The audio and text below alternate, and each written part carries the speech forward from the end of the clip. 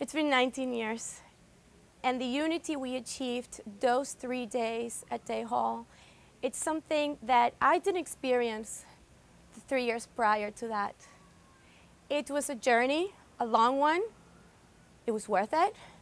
But as I look back as to who I am today and how I have been brought into the North Square Neighborhood Project and the social compromise that we should have as Latinos is something that takes me back into Day Hall every day of my life. And as I'm here in North Square Neighborhood Project, I know that those 3 days at Day Hall mean something to me today. Who was I? I was this young, naive Mayagüezana who came to Cornell thinking that a university founded by Ezra Cornell would give us the space and the opportunities to study and develop what we knew. Socrates, Plato, Shakespeare, that's not what I wanted to study. I wanted to study Julia de Burgos. I wanted to be able to be enrolled in the Latino Studies program, and that was not available those days. So I became my own Latina major. I embarked in my own major because the resources weren't there. It was 1990 when I came to Cornell, and I became president of the Puerto Rican Students Association and HASP. It was the Hispanic American Studies program had just begun. They used to invite students to meetings related to HASP. And it was in one of those meetings where I met Professor Hector Vélez for the first time. And I never again saw his frustration the day I saw it, the day of that meeting, because they were trying to figure out what to do with this Hispanic American Studies program that they were trying to build. So there was no home, no college willing to perform, to initiate searches for Latino scholars, and there was no room for Latino scholarship at all. As I began to learn that there was no room for Latinos in the academia, I looked back into my family and thought, who was I then? And I remembered my uncle, Eduardo Seda Bonilla, who is a pioneer in Puerto Rican studies. And his subjects of study were the Lumpen and Requiem para una Cultura. And everybody used to ask, why is he studying? Why is he studying Puerto Rican, this Lumpen culture? If he's an anthropologist, he should be studying the Taino culture. So as I began to process where I was then and what I brought to Cornell, I realized that student leaders mattered, that we had in ourselves the capacity to work and talk to administrators and to ask our colleges what our tuition was being used for. So a turning moment was when I took Racism in America with Don Barr and James Turner, because that was the main course of understanding the patterns that united Latinos those days. And what we had was Professor Vélez's course, because Professor Vélez focused on showing us the patterns of community activism and community for personal growth. His course was the only real Latino unity course available at Cornell those days.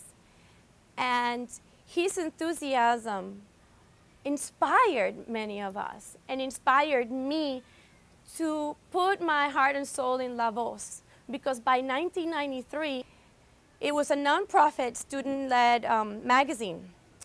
And we tried to reach out to every member of the community.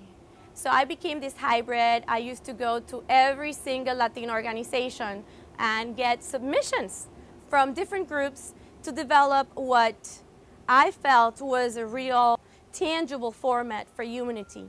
We tried to bring all the student leaders into La Voz because leadership those days was key. And that was what brought unity those 3 days, especially for the people outside the day hall.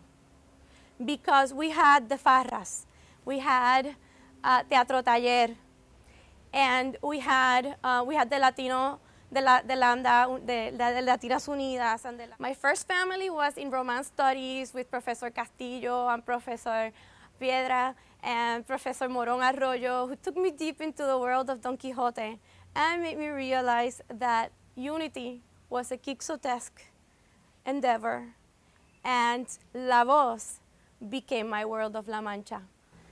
So it was a challenge every semester, but with the help of the Latino Studies, the Romance Studies and the Latin American Studies program, we were able to build this great magazine, because the Latin American Studies program was my other family.